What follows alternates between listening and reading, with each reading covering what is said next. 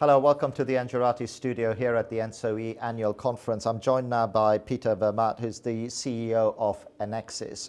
Peter, first of all, welcome. Thank you for joining us. And we were talking a little bit off air around what I feel is, from a DSO perspective, this huge opportunity of not just staying relevant within the energy transition, but bringing new services to bear, innovating at the edge. So from Enexis's point of view, I mean, are you as excited about that opportunity as some of the other commentators in the industry are? Yes, for sure, we are. Enexis is a DSO in the Netherlands, and I think we are gradually gaining speed in developing energy transition into a certain direction. And I think, as everyone knows, that the sustainable production of energy is also coinciding with a decentralization of production of energy. So into the DSO grid, a lot of production is put on the grid where we're not used to. So we need to manage that, but also to unlock the value of that. And when you talk about unlocking value, there is a lot of talk about the increasing complexity of the data layer that goes over the top of it. But what I'm also seeing is that people are seeing the opportunity of using that data layer to offer new services to customers that go a little bit beyond the traditional way in which you interact with the customer and say, oh, by the way, when you turn your light switch on, it works, and I'll send you a bill every once in a while. How are you sort of managing that transition as an organization to moving away from, and this is, I don't mean Enexis here, I mean the industry as a general, moving away from a sort of a billing engineering company to a data and services company? Yes, well, I think you are quite right there. We need to make the change from just maintaining a network into operating a network. And that is an important step also for DSOs. And I think in making that step, two things are important. On the one hand, we need to learn to understand what happens if a largely volatile sustainable production enters the network, so we need to manage that technically. And we need flexibility for that, for instance, and storage and algorithms to new designs and managing. On the other hand, that is just production, but there is also demand. So we need to better understand demand from consumers, and we need to understand how consumers would like to be served. So we anticipate on new services to be put in the market, either directly through consumers themselves or through aggregators or other new service delivery partners that will enter the energy market. And those new service delivery partners, I mean, how much is it a fear from a DSO's perspective, and again, you can talk generally here, that things will happen that are outside of your control. So I was talking to a few contacts of mine who run distribution networks in Germany, who are saying that, look, unless there is some way of us having some level of control, not 100% control, but some level of control of these behind the meter generation or storage devices, including EVs, we as a DSO are going to have a huge problem, because we're just going to have to keep putting hardware at it without being able to have software control to manage all of those. Okay. I mean, yes, I can imagine where you are aiming at. We call that congestion management and the disbalance between demand and supply of energy. I think that DSOs can handle that in two ways. On the one hand, it starts with being aware in network design that the design should be resilient against unexpected failures or unexpected peak supply in electricity, for instance. And we need to better understand what is happening to the networks, and from there on we can develop system requirements and specifications to prevent failures that could follow from new equipment. That is one hand. On the other hand, I think we should be aware that we cannot take control of everything. So I myself, from Enexis, we are more in favor of a resilient system than controlling each and every device through IoT type of technologies. So the system should be resilient, set standards to make the system resilient, but also leave behind the meter what can be managed behind the meter. So is that a little bit like creating some sort of data and service platform where you go, listen, you can put whatever you like behind the meter, as long as it communicates to the standard so that we've got some visibility, right? We don't want to control it, but we want to have visibility. Exactly. We need to know what is happening so that we can anticipate if necessary. But I think we better serve consumer and markets in leaving behind the meat what can be managed there. So we need to know, need to anticipate, but leave it to the consumer and market to have new services or new ways of managing supply peaks or demand peaks.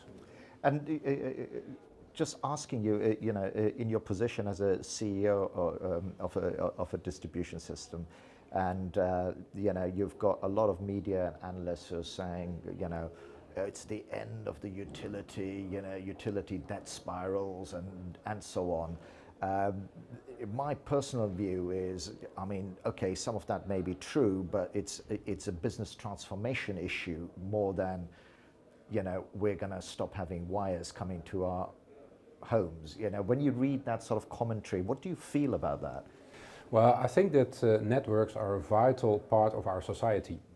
And I cannot predict the exact format, so to say, of a DSO type organization in future, but I'm quite confident that we will still need networks to transport energy. So from a system perspective, it's not efficient if each and every household is energy independent on its own. So we think that networks will have a function in future. I think it is quite important to have networks as a kind of monopoly in public hands.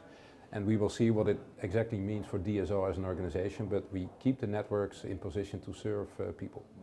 And that's quite an interesting point as well. And talking a little bit, we're at ENTSO-E, which is a TSO conference, where people are saying that DSOs and TSOs need to join them together or work together in a different way. My question to that is, again, is that media spin, or haven't you guys always been working together?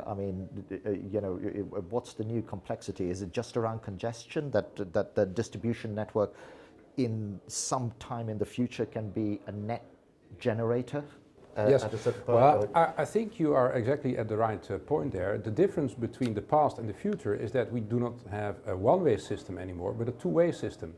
So in the one-way system, cooperation was rather easy. It was just cascading from TSO to DSO. In future, it will be a cascade upside down, so to say, in some times as well. So the interaction between TSO and DSO becomes much more active and dynamic. And I think therefore that it's important that we have equal footage in cooperating there.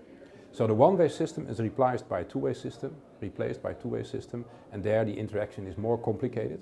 A nice challenge though, because we need to handle it in order to have all the decentralized sustainable production put on the net efficiently. And I picked up on something else that you said earlier, and I'm just conscious of times and your commitments here as well. So, but I think it's important for me to ask, and you've said it, and many other commentators have said it to me off air, that actually it is quite important for the network to be enabling of the market, but also in a way that it serves the people and is there to enable this new electricity generation. And we've got some countries like the UK where we've taken the unbundling so far down the road that there's so many bits of the value chain that need to be fulfilled that actually the networks are becoming inefficient. Shouldn't they be, if we take a leaf out of California or maybe other areas in Europe, which is happening, where they're saying, look, the network is the network and it needs to do two things, resilience and availability, and let's construct it like that and leave the market forces on the edge. I mean, how do you see this, either personally? Well, if I may take it from there a little, I think the number one responsibility of DSO and TSO is reliable, safe and cost-effective distribution of energy. But the number two, in fact equal to that, is make markets work. And markets in all terms were markets with 10 to 15 big suppliers of energy. Markets in future are markets with millions of consumers entering the market in the shape of a prosumer. So I think the function of the network remains the same. The way we make it possible will change. And that is, like I said before, we should be aware that we enable people to enter the network, not only big companies like energy suppliers at the past, but also small consumers who would like to play a part and make their own choices in the energy world.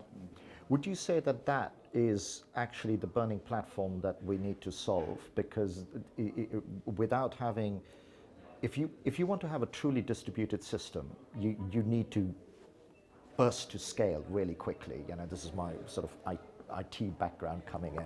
You know, so isn't this the burning platform that we need to solve? That, you know, let's make it so that anybody can act in it, and through that huge distributed system, we create resilience and security of supply as well. Yes, well, I think that indeed it is a burning platform to be addressed.